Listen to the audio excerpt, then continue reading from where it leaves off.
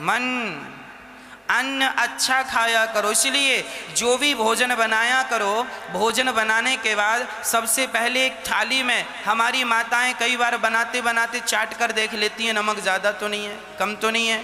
यह अपराध है, ये सारा भोजन जूठा हो गया, अब यह खाने के योग्य नहीं रह गया।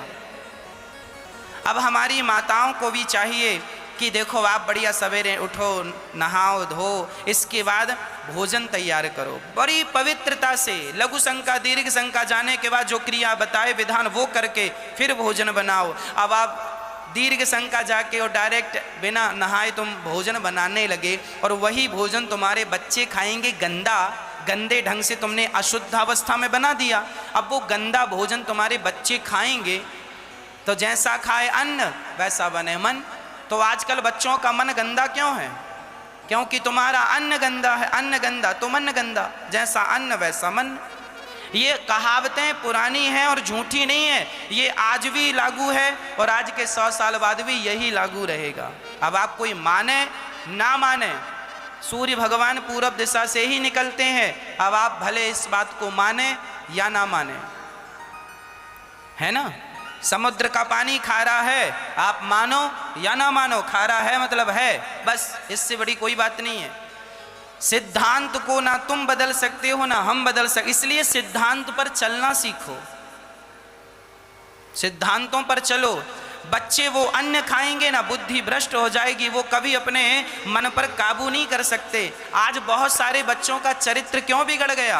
क्योंकि अन्न बिगड़ा है। कुछ भी खा लेना, कहीं भी खड़े होके, अब वही अन्न खा रहे हैं गंदा वाला, तो गंदा अन्न खाने से मन बुद्धि सब गंदी।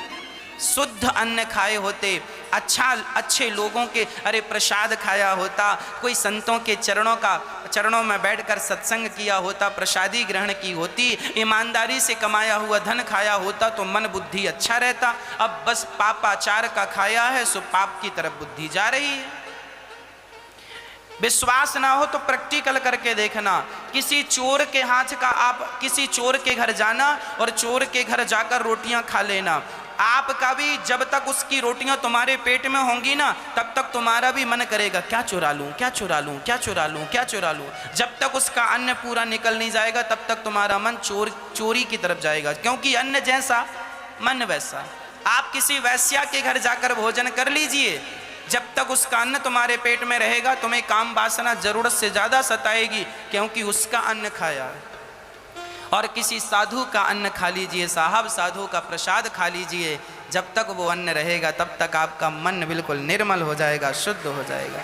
इसलिए जैसा